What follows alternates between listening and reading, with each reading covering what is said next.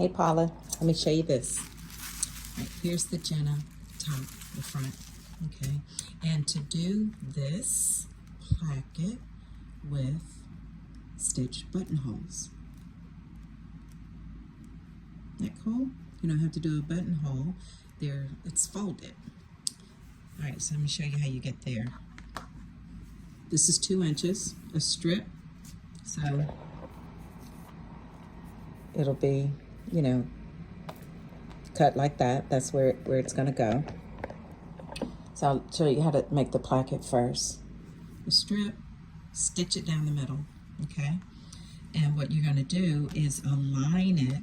Look and see where the buttonholes are on the pattern piece and line it up. So here's my buttonhole right here. So if you start here and line it up all the way down, you can put your buttonhole right there, right there, right there, okay? And so on. All right. Depending on your size of your button, do that.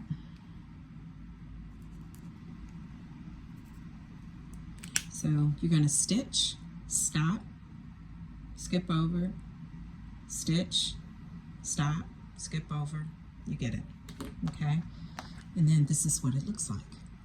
And it's 1 inch wide. Let me show you. I'll open it up. Yep.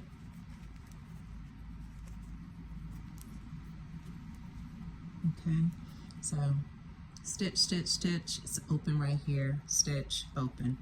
And then you turn the edges in. These are 1/2 inch edges. Open up the whole thing and turn the edges in and press.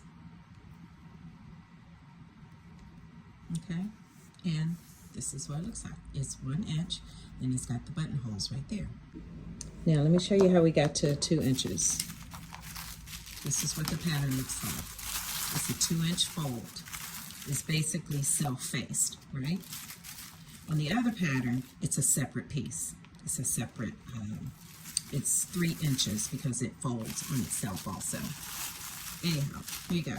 What you're gonna do, because when you make this, you need a 2 inch edge to place it on, because your center front is where the buttons are. So this is what it would look like. You'd attach it this way. So I measured from the center to this inner edge. That's 1/2 inch. So basically you would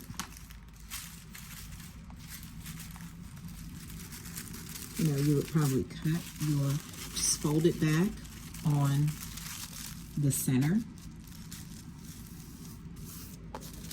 and then cut your pattern right here.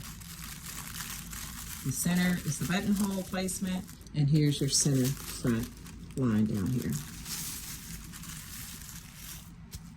And when your pattern is cut out, the fabric, you're going to slide the placket on.